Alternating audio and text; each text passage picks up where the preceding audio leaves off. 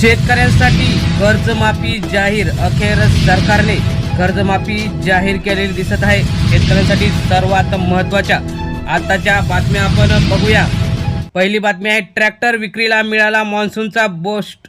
देशातील शेतकऱ्यांना मागील वर्षीच्या खरीपात पावसाने साथ दिली असल्यामुळे यावेळी शेतकऱ्यांनी अनेक जणांनी ट्रॅक्टर खरेदी केलेले आहेत. कृषीला आता कामाचे वेळापत्रक. पुणे जिल्ह्यातील कृषी आयुक्त यांनी बनवले स्वतःच्या कामाचेही वार्षिक नियोजन आणि अधिकाऱ्यांच्या सुद्धा कामाचे नियोजन बनवल्याने शेतकऱ्यांना एक प्रकारचा दिलासा मिळालेला आहे. जागतिक बाजारपेठेत स्पर्धेसाठी कांदा निर्यातीला प्रोत्साहन द्या. हॉर्टिकल्चर प्रोड्यूस एक्सपोर्ट असोसिएशनची केंद्राकडे मागणी. तर हे केल्याने शेतकऱ्यांना अनेक ठिकाणी कांदा उत्पादकांना फायदा होईल.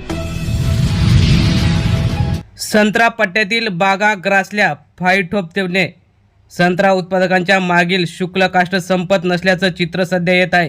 त्यातच आता फायटोप्थेरा या रोगाने शिरकाव केलेला दिसत आहे.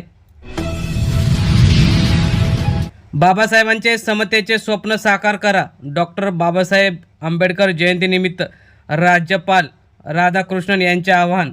यावेळी मुख्यमंत्री उपमुख्यमंत्री हे उपस्थित होते. मुंबई बाजार समितीमध्ये शेतीमालाचे खुले लिलाव करा. बारामतीच्या शेतकऱ्यांची अजित पवार यांच्याकडे मागणी.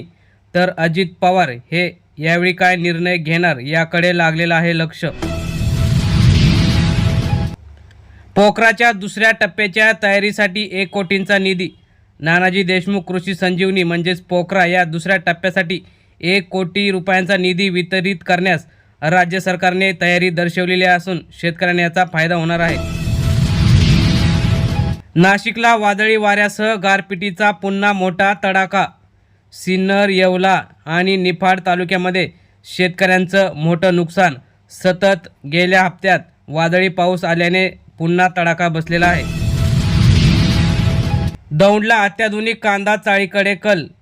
दौंड तालुक्यात पूर्व भागातील कांदा उत्पादक शेतकरी कांद्याच्या साठवणुकीसाठी पारंपरिक कुड्याची पद्धत आता बंद करून आधुनिक महत्त्वाच्या चाळीकडे वळला आहे.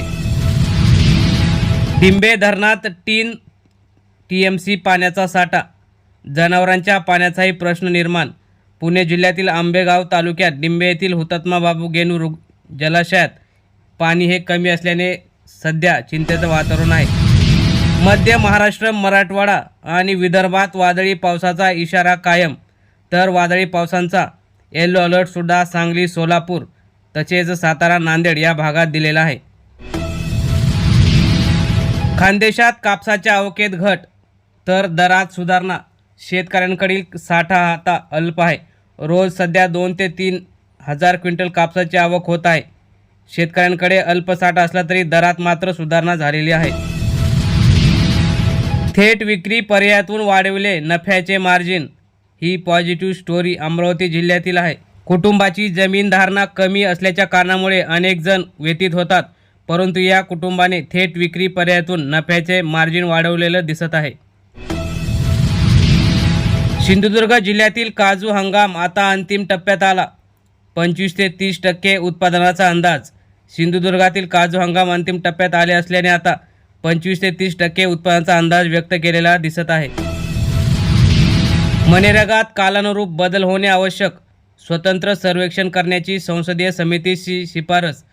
महात्मा गांधी यांच्या नावावर ही योजना कालानुरूप काढली होती, परंतु त्यामध्ये आता बदल करण्याचे ठरवलेलं आहे. दलित मुस्लिम महिला सरसंघचालक कधी होणार? काँग्रेस प्रदेशाध्यक्ष सपकाळ यांचा मोदींवर पलटवार. मोदींनी काँग्रेसचे अध्यक्ष मुस्लिम कधी होणार यावर काँग्रेसवर टीका केली होती. शेतकरी संघटनेने केली भाजपाच्या जाहीरनाम्याची होळी. श्रीरामपूरमध्येही जाहीरनाम्याची होळी. शेतकरी संघटना आणि शेतकऱ्यांना फसवल्याचं भाजपने दिसत आहे.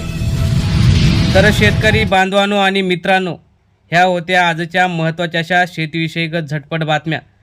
अशाच बातम्यांसाठी चॅनलवर जर नवीन असाल तर चॅनल सबस्क्राईब करून बेल आयकॉन प्रेस करा.